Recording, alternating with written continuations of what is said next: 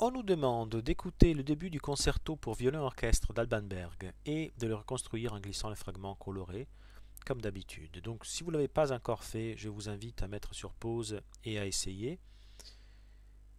Et puis, si jamais ça n'a pas marché tout de suite, vous n'êtes pas arrivé à reconstruire correctement la ligne, et il ne faut pas désespérer, parce qu'en effet, il s'agit d'un des exercices les plus difficiles qu'on a ici sur Composing Music. Et donc on va le faire ensemble, et il y aura, je crois, plus qu'une vidéo, parce que c'est un peu élaboré. Euh, Comment ça se fait que c'est si difficile? C'est le fait qu'il y a vraiment des variations de profil mélodique entre les différents fragments, et ces variations sont très proches les unes des autres. Donc ce n'est pas évident de repérer cela, et c'est encore moins évident d'y arriver en glissant au hasard, par tentative et erreur, la, les fragments colorés. Donc il nous faut un critère, un ou plusieurs critères pour s'en sortir là-dedans, pour commencer à classer les sons de quelque manière. Et c'est ce qu'on va faire tout de suite en copiant cette partition dans notre cahier. Que vous sachiez lire la musique ou non, c'est pas très important. On va chercher des patterns, des schémas qui se répètent. Parce que si on trouve quelques régularités, cela va nous aider beaucoup dans notre recherche.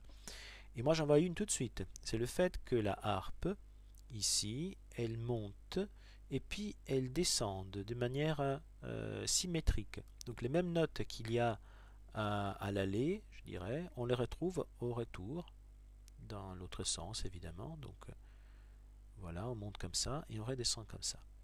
Alors il vaut mieux effacer ce que je viens de faire pour pouvoir continuer à voir les notes. Et puis avec un outil comme ça, on va tracer une ligne qui est notre centre de symétrie. Cette symétrie se répète au violon tout de suite après. Et puis encore à la harpe la fois suivante. Et puis encore au violon. Et puis encore à la harpe. Mais attendez, là on a trouvé un autre schéma, un autre pattern. Et je crois encore plus intéressant que le premier pour notre but qui est de reconnaître les sons. Donc, commençons à organiser les choses comme ça. Disons que les mesures où il y a la harpe qui joue les fragments mélodiques, on les entoure en violet. On va toutes les faire comme ça. Et il s'agit bien évidemment d'une mesure sur deux, à commencer par la première. Donc toutes les mesures impaires seront jouées par la harpe. La dernière fait exception. Pourquoi cela? Parce que il faut bien arrêter cette alternance, il faut sortir de ce cycle, de ce loop. Donc on doit bien casser ce jeu et faire quelque chose de différent à la fin. Il y a un autre instrument comme le contrebasson, qui est l'instrument le plus grave de l'orchestre, qui se rajoute ici. Les choses doivent forcément changer, ici, pour pouvoir continuer. Bien, continuons avec la partie orange dont je vous avais parlé. Et donc là, on a les mesures paires qui sont jouées par le violon, qui est le soliste dans cette pièce. Très bien. Remarquons autre chose maintenant en regardant les mesures violettes. C'est le fait que en réalité, la harpe n'est pas toute seule à jouer.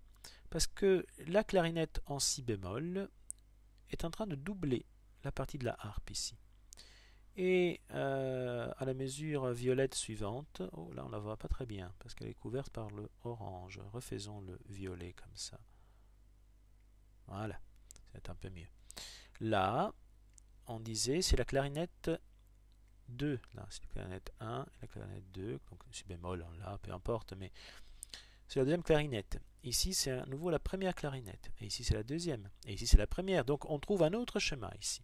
L'alternance entre les clarinettes.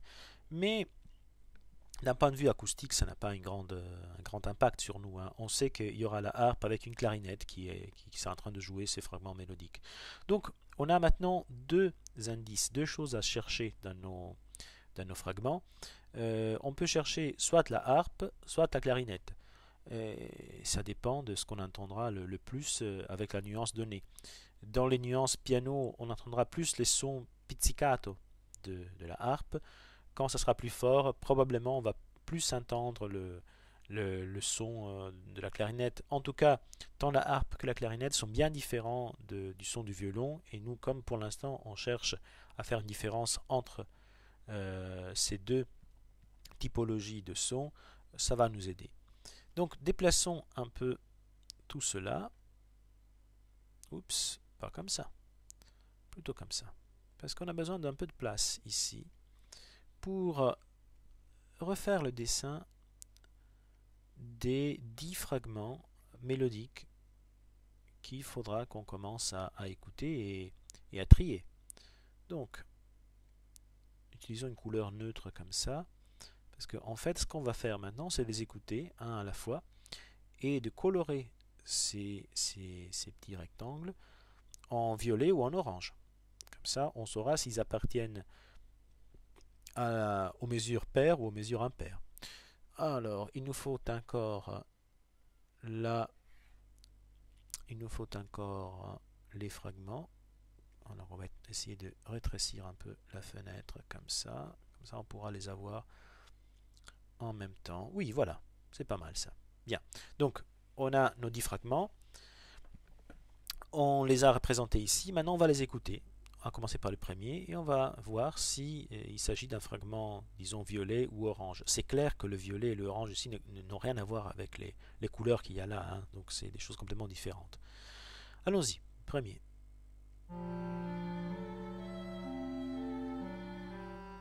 Bon, là, il y a un violon, indéniablement. Si vous avez du mal à le percevoir, c'est pas grave. Il faut insister, il faut essayer plusieurs fois. On n'entend pas de harpe du tout là-dedans. Donc, écoutons encore une fois. Voilà, c'est un violon. La clarinette fait des notes plus longues. Elle n'est pas en train de doubler la partie mélodique. Donc là, c'est clairement une mesure de couleur orange qu'on va représenter comme ça. On va colorer en orange tout cela. Très bien. Mesure numéro 2.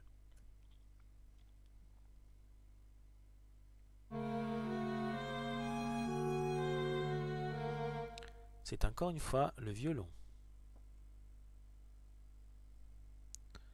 Donc on va garder notre orange et on va faire comme ça. J'ai besoin d'accéder plus facilement à la fenêtre.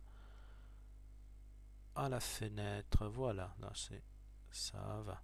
Je peux la voir. À nouveau.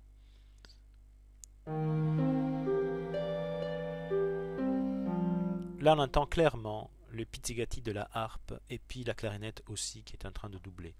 Donc là on a une mesure de couleur violette. Violet.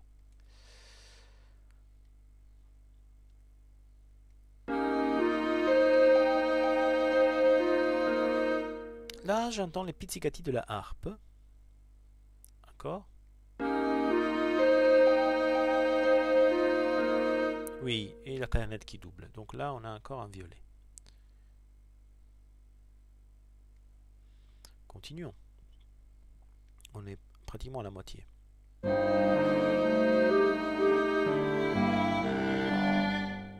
Alors là, c'est une mesure particulière. Là, on s'en aperçoit rapidement parce qu'elle descend dans l'hyper grave.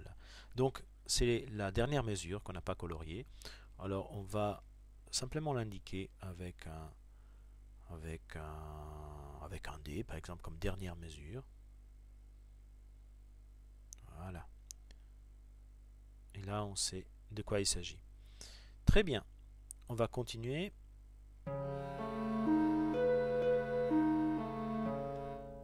Ici, il y a harpe et clarinette.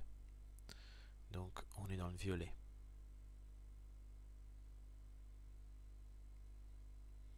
Continuons.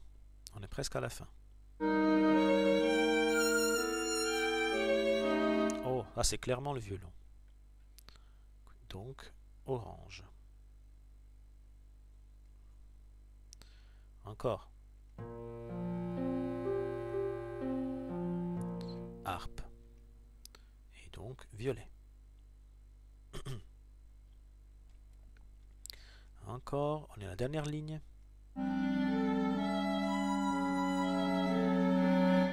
Là, j'ai un violon. J'insiste, si vous n'entendez pas ça tout de suite, il faut écouter plusieurs fois. Il ne faut pas démordre. Donc, on peut déjà voir qu'on a 4 oranges et on a 4 violets. Et si on compte nos mesures, on voit qu'on a 4 oranges et 5 violets. Donc, on imagine déjà que cette dernière mesure sera de couleur violet. Mais on va l'écouter quand même, pour être sûr.